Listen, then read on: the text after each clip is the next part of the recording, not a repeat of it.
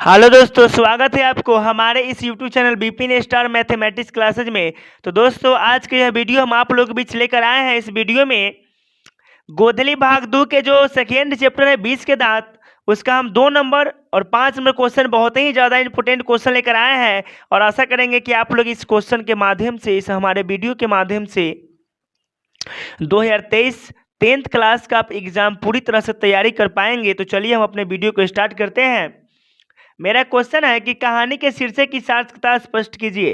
Answer हो जाएगा कि जैसा कि हम जानते हैं कि सांप के पास विषैले 2 दांत होते हैं और उसके टूट जाने के बाद सांप जो है विषहीन हो जाता है, यानी कि उसके पास जो भी बिख रहता है वह खत्म हो जाता है। लेखक का मानना है कि लेखक के अनुसार सेन साहब का खोखा भी सांप की तरह ही विषैला था। वह अपने सामने किसी को कुछ नहीं समझता था, लेकिन जब कासू मदन के द्वारा ऐसा मार खाया कि वह गली में आकर फुफकार भी नहीं सकता, मानो उसके बीच के दांत ही मदन ने तोड़ डाला हो। इस प्रकार हम कह सकते हैं कि प्रस्तुत कहानी शीर्षक क्या है, अत्यंत ही सार्थक एवं सटीक है। अगला क्वेश्चन है कि सेन साहब के परिवार में बच्चों के पालन पोषण में किए जा रहे लिंग आधारित भेदभाव का अपने शब्दों में उत्तर दीजिए। तो आंसर हो जाएगा कि सेन साहब के परिवार में 5 बेटी और 1 बेटा था।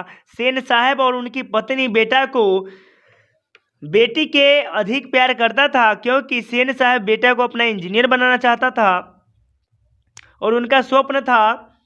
बेटी को तो सेन साहब अपने हाथ की कठपुतली ही मानते थे। सभ्य और सुशील बेटी के प्रति सेन दंपति का उतना प्यार नहीं था जितना प्यार बेटा के प्रति था। खान पान में भी खासू जो चाहता तुरंत हाजिर हो जाता, परंतु बेटिया के नहीं। इससे यह स्पष्ट सेन साहब के परिवार में बच्चों के पालन पोषण में लिंग आधार पर भेदभाव किया जाता है। चलिए नेक्स्ट क्वेश्चन है कि खोखा किन मामलों में अपवाद था। तो आंसर में हो जाएगा कि खोखा जीवन के नियम और घर के नियमों के मामले में क्या था, अपवाद था। चलिए नेक्स्ट हो जाएगा कि सेन दंपति खोखा में कैसी भावनाएं देखते थे और उन भावनाओं के लिए उन्होंने उनकी कैसी शिक्षा तय की थी। आंसर में हो जाएगा कि सेन दंपति अपने खोखे के तोड़ फोड़ की हरकतों से इंजीनियर बनाने की संभावना देखते थे। संभावनाओं के लिए उन्होंने उनकी शिक्षा के लिए एक बढ़ई मिस्त्री को बुलाकर ठोक ठाक सिखाने के लिए तय किया।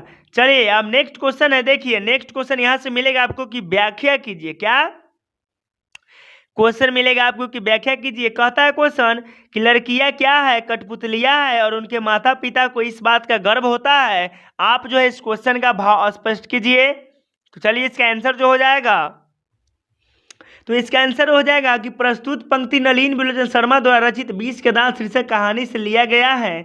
सेन दंपति 5 लड़कियां अति सुशील, सभ्य और अनुशासित हैं। इस पंक्ति के माध्यम से लेखक ने इस बात की पुष्टि की है कि 5 लड़कियां माता पिता के कथनानुसार उनके इशारे पर चलने वाली है। इसी कारण सेन दंपति को अपने लड़कियां पर क्या है, गर्व है।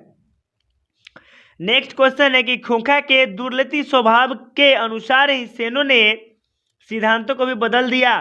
भाव स्पष्ट कीजिए। तो प्रस्तुत पंक्तियां शर्मा द्वारा रचित 20 के दांत शीर्षक कहानी से लिया गया है और इसके लेखक जो है नलिन विलोचन शर्मा है। लेखक जो है इस कहानी के माध्यम से यह कहना चाहता है कि सेन दंपति के लाड़ प्यार से बिगड़ा हुआ एक मात्र पुत्र के पक्ष में कहा जाता है कि सेन दंपति अपने पुत्र को इंजीनियर बनाना चाहता था, क्योंकि खोखा को तोड़ फोड़ में अधिक आनंद मिलता था। इसीलिए खोखा के दुर्लित स्वभाव के अनुसार ही सेनों ने सिद्धांतों को भी क्या किया, बदल दिया। नेक्स्ट क्वेश्चन है, सही लड़के आगे चलकर गुंडा चोर और डाकू बनता है। भाव स्पष्ट कीजिए। प्रस्तुत पंक्तियां नलिन विलोचन शर्मा द्वारा रचित 20 के दांत शीर्षक कहानी से उद्धत है, यानी कि लिया गया है। इस पंक्ति के माध्यम से कहानीकार यह स्पष्ट करते हैं कि जब मदन सेन साहब की गाड़ी छूना चाह रहा था तो ड्राइवर और मदन की मां में बकझक सुनकर सेन साहब बाहर निकलकर मदन के पिता गिरधर लाल को बुलाकर कहा, देखो गिरधर लाल, आजकल मदन बहुत बदमाश हो गया है, क्योंकि वह गाड़ी भी गंदा कर दिया, साथ ही यह ड्राइवर को मारने के लिए भी दौड़ा। इस पर सेन साहब कहते हैं, ऐसे ही लड़के आगे चलकर गुंडा चोर और डाकू बनते हैं। नेक्स्ट क्वेश्चन जो मेरा है कि हंस कौवे की जामत में शामिल होने के लिए ललक गया। भाव स्पष्ट कीजिए। प्रस्तुत पंक्ति नलिनी बिलोचन शर्मा द्वारा रचित विष के दांत शीर्षक कहानी से लिया गया है। इस कहानी में मदन गली के बच्चों के साथ लट्टू नचा रहा था। लट्टू जो नहीं होता है, जो गाँव देहात में बच्चा सब खेलता है, वही लट्टू मदन क्या किया था, नचा रहा था।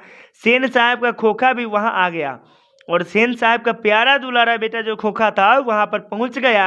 वह लट्टू को नचाने देख उसका भी मन ललच गया, यानी कि वह देखा जो बच्चा सब जो था वह लट्टू नचा रहा था, तो खोखा का भी मन हुआ कि चलो भाई हम भी क्या करते हैं, नचाएंगे।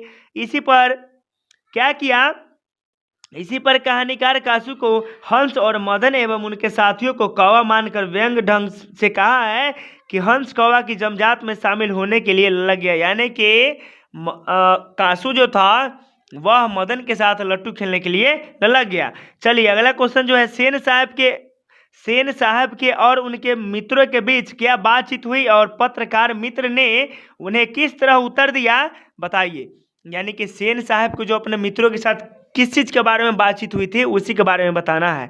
तो चलिए इसका आंसर जो हो जाएगा कि सेन साहब के ड्राइंग रूम में सेन साहब, उनके कुछ मित्रगण और एक पत्रकार मित्र आपस में बातचीत कर रहे थे कि किसका बेटा क्या कर रहा है, आगे क्या पढ़ेगा। सेन साहब तो बिना पूछे ही अपने खोखा को इंजीनियर बनाने की बात कर डाले। जब पत्रकार मित्र से पूछा गया तो उन्होंने कहा, मैं चाहता हूं कि मेरा बेटा जेंटलमैन जरूर बने और जेंटलमैन यानी कि जेंटलमैन जरूर बने और जो कुछ बने उनका काम है उसे पूरी क्या है, आज़ादी, मतलब कि जो उसको मन है वह बने, कोई दिक्कत नहीं है। नेक्स्ट क्वेश्चन जो मेरा हो जाएगा कि मदन और ड्राइवर के बीच विवाद के द्वारा कहानीकार क्या बताना चाहता था। तो मदन और ड्राइवर के बीच विवाद के द्वारा कहानीकार यह बताना चाहता था कि जनसाधारण भी वैसा ही बन जाता है और जैसा उनकी संगति होता है। ड्राइवर सेन साहब का नमक खाता है, इसलिए खोखा की बदमाशी को भी नज़रअंदाज कर देता है, लेकिन जब दूसरा बच्चा गाड़ी छूना चाहता है तो उसको धकेल देता है, उल्टे उस पर गलत आरोप भी क्या करता है, लगा देता है। चलिए नेक्स्ट क्वेश्चन जो मेरा हो जाएगा वह क्वेश्चन जो है कि कासू और मदन के बीच झगड़े का कारण क्या था, इस प्रसंग के द्वारा लेखक क्या दिखाना चाहता है। तो इसका आंसर जो हो जाएगा कि कासू और मदन के बीच झगड़े के कारण मात्र बालहट था। यदि मदन को गाड़ी छूने भी आते नहीं तो कासू को मदन का लट्टू नचाने का भी अधिकार नहीं था। यानी कि कहता है कि यदि मदन को गाड़ी छूने का उसका अधिकार नहीं था तो कासू को मदन के साथ लट्टू खेलने का भी अधिकार नहीं था।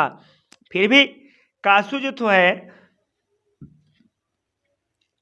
फिर भी कासू रोब से लट्टू नचाना चाहता था, इसीलिए झगड़ा हो गया। इस प्रसंग के द्वारा लेखक यह दिखाना चाहता है कि बच्चे में भी प्रतिरोध की भावना जगती रहती है।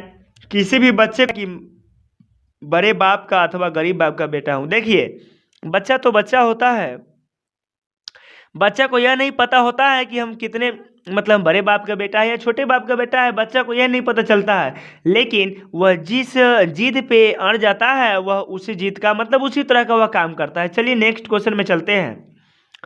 नेक्स्ट क्वेश्चन जो मेरा है वह क्वेश्चन है कि महल और झोपड़ी वालों की लड़ाई में अक्सर महल वाले ही जीते हैं, पर उसी हालत में जब दूसरे झोपड़ी वाले उसकी मदद करती हैं, अपने ही खिलाफ करते हैं। लेखक इस कथन को कहानी से एक उदाहरण देकर पुष्टि कीजिए। तो देखिए महल और झोपड़ी वाले की लड़ाई अर्थात कासू और मदन की लड़ाई में मदन के अन्य मित्रों के कासू मदद नहीं की, यानी कि कासू को अन्य दोस्त मित्र मदद नहीं किया जिससे कासू हार गया।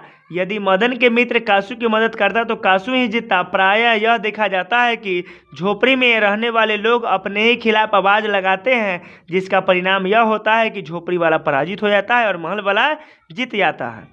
नेक्स्ट क्वेश्चन जो हो जाएगा कि रोज रोज अपने बेटे मदन की पिटाई करने वाला गिरधर मदन द्वारा कासू की पिटाई करने पर उसे दंडित करने के बजाय उसके अपने सीनों से लगा लिया, यानी कि छाती से क्यों लगा लिया। या दूसरा क्वेश्चन बन सकता है कि मदन जो है हक्का बक्का क्यों रह गया।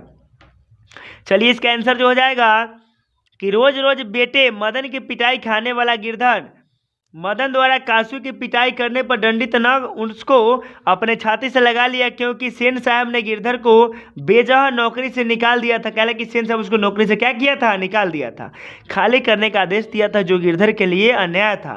गलती कासू ने किया। दंड तो कासू को मिलना चाहिए, लेकिन साहब ने गिरधर के साथ अन्याय तो किया, लेकिन वह सेन साहब को दंडित न कर सका। लेकिन उसका जो था, उसका बेटा जो था मदन, कासू को उचित दंड कर उचित दिया। इसलिए वो अपने बेटे को क्या किया, छाती से लगा लिया।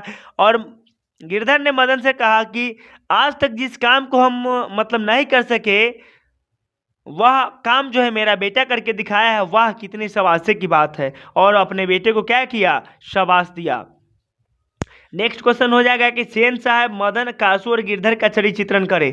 तो चलिए सेन साहब को पहले चरित्र करेंगे, उसके बाद मदन करेंगे, उसके बाद कासू, उसके बाद गिरधर। चलिए सेन साहब के बारे में जानेंगे कि सेन साहब एक बिजनेसमैन तथा आर्थिक दृष्टिकोण से संपन्न है। वे महत्वाकांक्षी है। उनका पुत्र बदमाश फिर भी उसे इंजीनियर बनना चाहता है, जबकि उसकी पुत्री सभ्य, कुशल और फायदे में काम करने वाली है। उसकी शिक्षा की चर्चा कभी नहीं करती। अर्थात सेन साहब पुत्र पुत्री में भेदभाव मानते हैं, जो उचित नहीं है। वे धन अहंकारी है तथा अहम भाव के कारण अपनी सूझबूझ भी खो बैठता है। नेक्स्ट हो जाएगा मदन।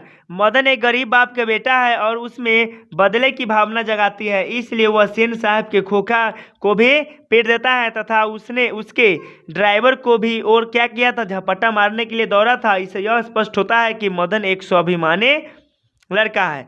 कासू के बारे में, कासू सेन साहब का एक लौता बेटा है, यानी कि एक लौता कहने का मतलब होता है कि एक ही गो बेटा है।